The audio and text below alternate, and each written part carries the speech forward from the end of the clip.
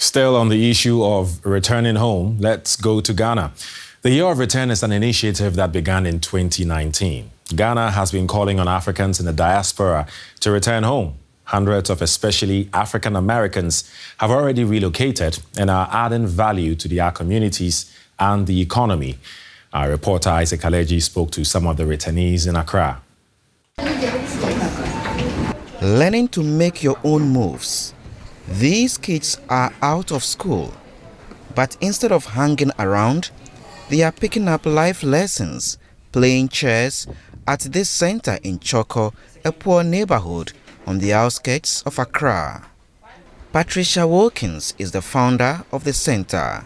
Raised in Queens, New York, 20 years ago, she traded her well-paid job in the fashion industry to settle in Ghana.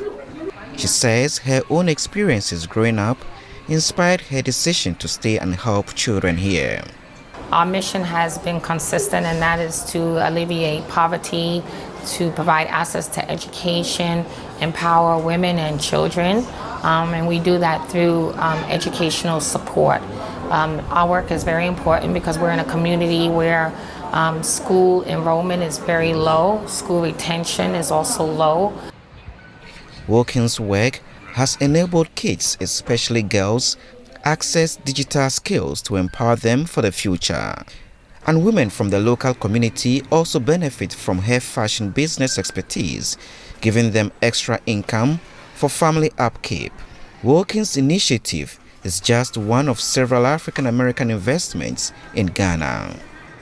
There are Black Americans in this country that have been here for 50 years that have built bakeries like Bake Shop Classic and has provided jobs and skills to people. There are people who own tour companies. There are people who own schools. So we have a long line of history of Americans that have come back to what we believe is our motherland and come back and invested. Tanya Safre Ankuma, a trained lawyer, is among the newest African American resettlers in Ghana. She's originally from Mississippi and first came to Ghana on holiday. She fell in love with the continent and then with a Ghanaian to whom she is now married. Tanya is like an ambassador for Ghana. She helps other African Americans visit and settle here. I'm contacted all the time by people who have questions, who want to know what it's like, who want to know, what the process is for getting a residency and things like that. So, but yes, there's something to be said for belonging. And here we belong. We just blend in like anybody else, you know what I'm saying? But she has to warn many of those who come to her for advice on relocating about the hard facts of life here. Here you got to have money. So I tell everybody, when you're coming here, make sure you have a steady source of income to sustain yourself, because there are no safety nets like what we're accustomed to in the West. So really that's why family is very important here and being connected to someone. So, that is the social safety net here, is your family, your friends and family. At least 1,500 African Americans have moved to Ghana since the country launched its Year of Return campaign in 2019. Many more members of the diaspora have made the journey of reconnection, visiting some of the places from where Africans were sent out as slaves. Analysts say the country must build on the success of the campaign to attract more people. Now, some countries have taken it further, like Ethiopia, diaspora and bonds, financing, huge projects and so on. So those are things probably Ghana needs to look at, to how to bring the diaspora on board to begin financing projects that are African related. For Patricia Wilkins, moving to the continent has brought fulfillment, watching the kids and their opportunities grow. Joining me now from Accra is Diallo Sambri, CEO of the Accra Group and author of the book, A Smart Ghana Repatriation Guide. Hello, Diallo. Great to have you on the program. So you are an American and traced your ancestry to the Fulani people of modern-day Nigeria and the Ateka people of Gabon, but you mostly live in Ghana.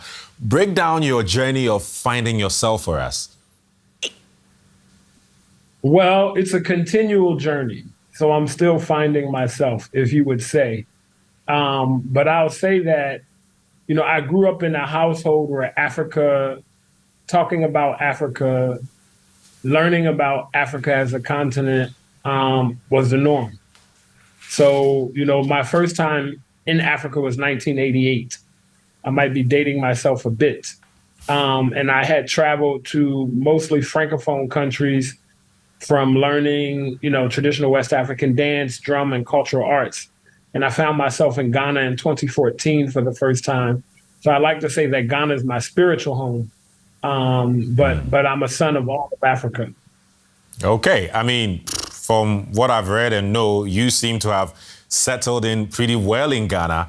Question, though, is does everyone manage to integrate as well as you've done? How many give up and return to the U.S., for example?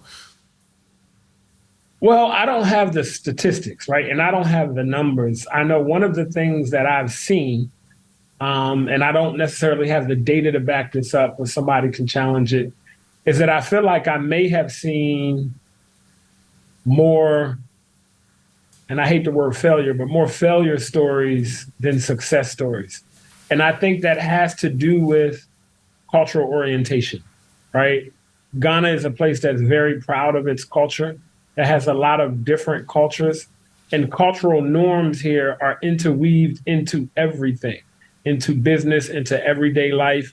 So it's like everybody here is very welcoming. Everybody here is very polite and will greet you. But once you move here, spend more time here, you'll find that it's not as simple as just, going to the DMV, let's say if I was in Washington, D.C. to renew my license, it's very much a place that's still developing with regards to its processes. So if you're not from here, if you haven't had an appropriate cultural orientation, and if you haven't spent enough time just kind of learning the lay of the land, I think you're going to have more challenges than the average person who may have spent time learning that, if that makes sense, right? Okay. With you talking about some of the general challenges that is faced when one is relocating, it begs this question. One is probably wondering now, why would an American citizen leave his country to settle in Ghana when the U.S. seems to be the ideal destination for many? So why did you leave? I left for peace of mind. I left for better opportunity. And I know I can't say that I know, but I feel like I have a better chance of being killed by gun violence in Washington, D.C. than I do in Ghana. And that's not because I'm involved in things that are involving gun violence. It's just a part of America. It's a part of what happens in America.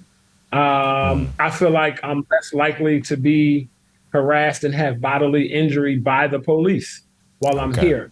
I also think that there are industries and opportunities that people of African descent, and it's documented historically, have been locked out of that are open to us here in Ghana. Of course, the cost of living is lower. And one of the simple facts that people remark, and these are people of high regard, a whole bunch of superstars come to Ghana. One of the things that people see is Black people have rarely been to a place where everybody looks like them. And just think about the psychological effect of being in a place where everybody looks like you, just alone, that alone. Yeah. So I moved here for a number of reasons. I moved here because I felt like this is the place where I wanted to leave my legacy for my family. My children have been here. My wife travels back and forth here with me. I also moved here because I saw various business opportunities that I thought made sense for me to come. And for me specifically, I've aligned myself with my life mission. So I know, right, that the reason why I'm here on this earth is to help people of African descent connect with the African continent. I think it does something for us. I think it's very empowering. So that's what made me here specifically. Okay. Diallo Sambri, CEO of the Edinkra Group and author of the book, A Smart Ghana Repatriation Guide. Thank you.